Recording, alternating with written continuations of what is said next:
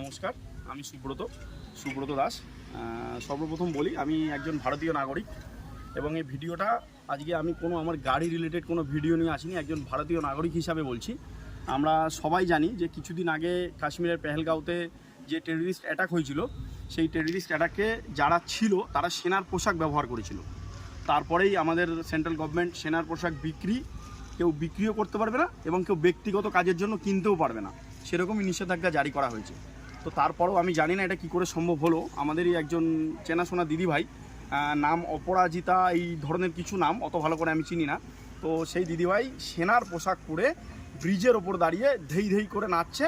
কেন না, সে একজন কন্টেন্ট ক্রিয়েটার।